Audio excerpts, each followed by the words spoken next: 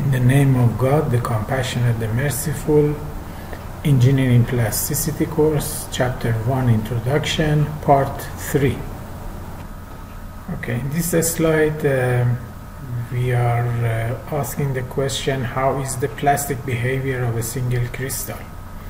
Now, in order to explain this, first of all we want to see what a single crystal is and how is it different from a multicrystal or polycrystal.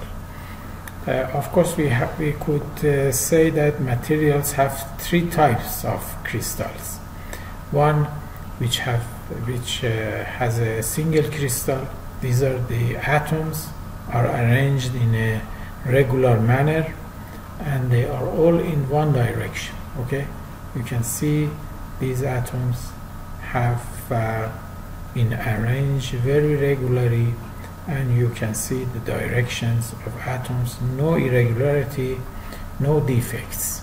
Okay, so this is called single crystal, very regular atoms. And then of course we are showing here just a plane. This is all repeated in the three-dimensional network. Now if we see a polycrystal is like this. Some atoms are regularly arranged in one direction, other atoms regularly arranged in another direction. These are arranged in this direction, and therefore, because the direction changes going from one plane of atom to another one, there is a gap here. You see, there is a boundary. There is a boundary between different kind of crystals. Of course, as far as the direction is concerned, we say different kind. Otherwise, they are not different, they are the same material. The only difference is that the directions are different. So we call this a polycrystal. This crystal is different from that, different from this, different from this. The directions are different, there are boundaries. But here, no boundaries. Of course, this is called polycrystal. This is the structure for most of the materials. Single crystals are very hard to find. We have to manufacture them very carefully in laboratory conditions. But this kind of materials also exist. Amorphous, we call them. They are not crystallines, in fact, because the atoms are not arranged regularly. We call them amorphous solids. Not periodic.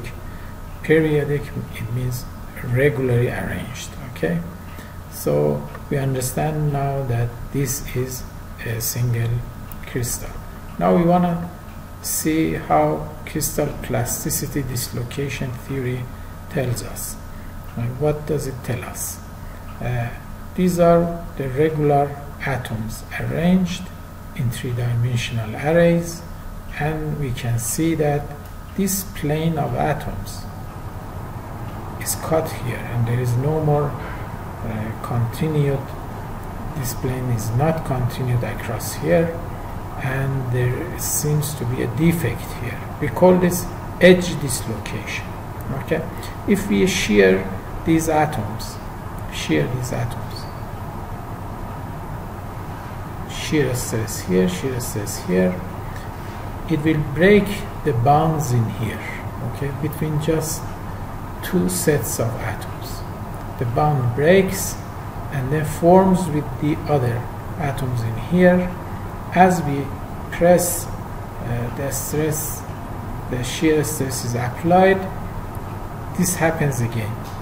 This was broken here and was bonded here, so this breaks here and bonds here, and etc. Going forward that direction. Now we see that this plane moves relative to this plane 1 unit. Okay, this is a unit step of a slip. So this is how a slip occurs.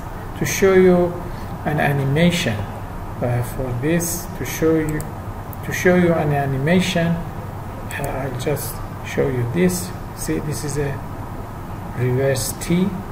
Now this part of the atoms have moved relative to this part one step.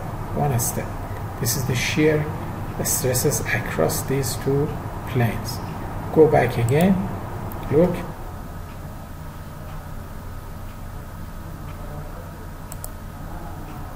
Okay, so because these shear stresses are applied, these two planes of atoms move relative to each other, and we say that a slip has occurred.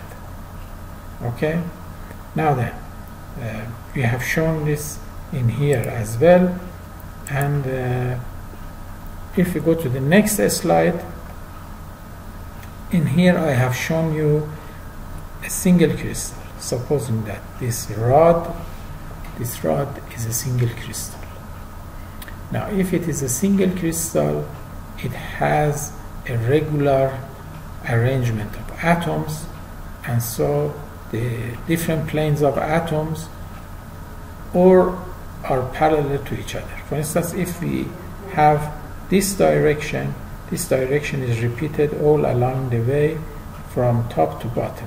Okay, as we apply the load in the tensile direction, slip occurs. Slip occurs on a plane and in a certain direction, certain plane and certain direction. And what happens, different parts of these rods move relative to each other, and so we see the relative movement in the tensile direction, and we see the extension. In fact, the extension happens due to these slips. If these slips do not occur, then there will be no extension. So the mechanism of plastic deformation is based on a slip system. By a slip system we mean slip direction and a slip plane. Certain slip direction and a slip plane, when shear stress is applied to them, they move, and it causes the rod to extend in the tensile direction. This is what happens in reality. In fact, this is a real picture of a tensile test on a single crystal zinc specimen. As you can see, these are the planes, slip planes, all along the lengths of this specimen. Because these have slipped, we see an extension in this direction. I want to examine this further. Okay? Now supposing this is a single crystal specimen as I am showing you here, and we want to know how is the plastic behavior of a single crystal. Now this is the direction of the force. Okay, force is sigma times A. A is this cross section. Now supposing that the slip system is as shown as I have indicated in this figure. Okay, that is an assumption. Assume that this is the slip plane and this is the slip direction. I will talk about the slip plane and the slip direction later on, but now I want to assume that this is the slip system, slip plane and slip direction.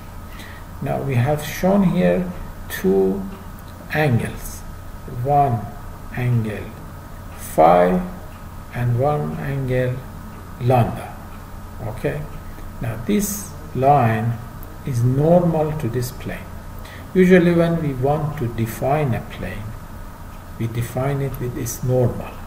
Okay, so in differential geometry, usually we define the plane in this way. Now because this is the normal to the plane, this normal makes an angle with the direction of the applied load, which is this red one. This blue one with this red one makes angle phi. So we say phi is the angle of the slip plane, and lambda which is the angle between the direction of slip and the applied load, is called the angle of slip direction. In fact, lambda defines the slip direction, phi defines slip plane. Okay? Now, remembering this geometry, we move to this figure to show how independent lambda and phi are from each other. Okay? Please note here that lambda plus phi is not 90 degree. Okay? Lambda makes the angle between this direction and that direction, and phi makes an angle between this direction and that direction. In fact, this is normal to this plane. This is normal to this plane. But we are not measuring the angle between this line and this line. We are measuring the angle between this line and that line, and this line and that line. So lambda plus phi is not necessarily 90 degree. I have changed the angles in here for you to see how they can be different values, different quantities. Okay, you can see different quantities for lambda and phi. Right. So we have established that this lambda and phi can be different angles, and lambda plus phi is not necessarily 90 degree. It could be 90 degree, but it is not necessarily 90 degree. It could be other values as well. Right. So taking this figure, we can do some calculations. Now, crystal slip due to resolved shear stress to R. Applied tensile stress sigma is F over A. Okay, this is a tensile test. F divided by A is the applied stress. Now, if this plane is the slip plane and this direction is the slip direction, then we have now I've taken these planes like that. Now this plane, since it is it has an angle relative to the applied load, it's not equal to A. It has a different area. In fact, it has a bigger area, AS, and tau R is the stress or shear stress applied at this on this plane. Okay, on this plane. Now, shear stress, of course, is caused by the shear force, Fs. Therefore, Fs divided by As is tau R. This R means resolved. Why resolved? I show you now.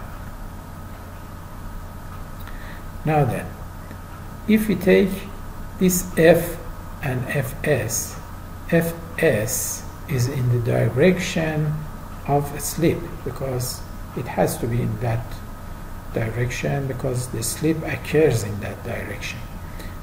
So Fs makes, with this applied force, makes an angle lambda.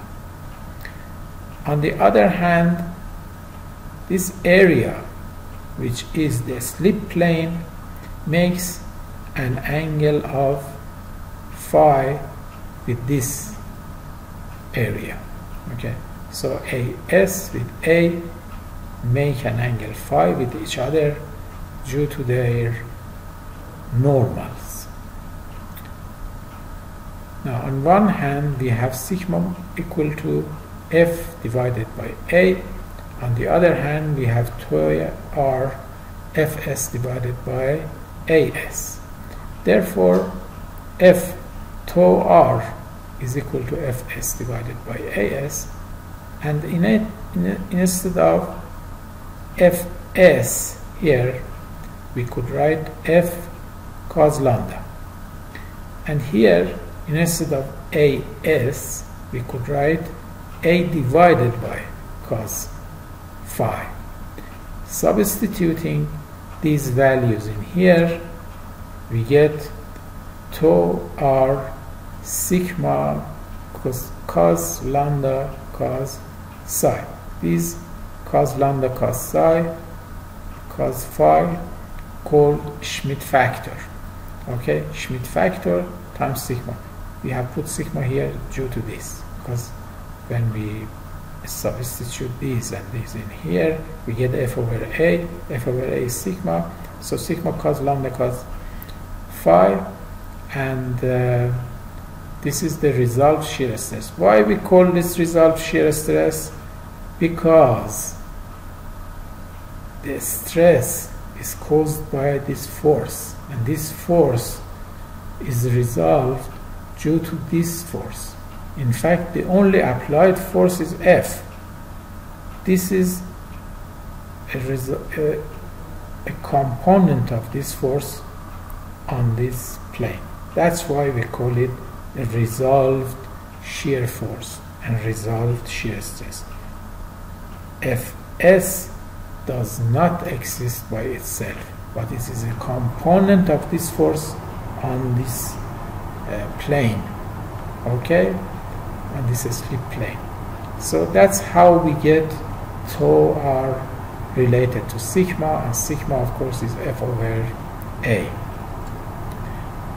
So that's why F causes a slip on this plane due to this relationship.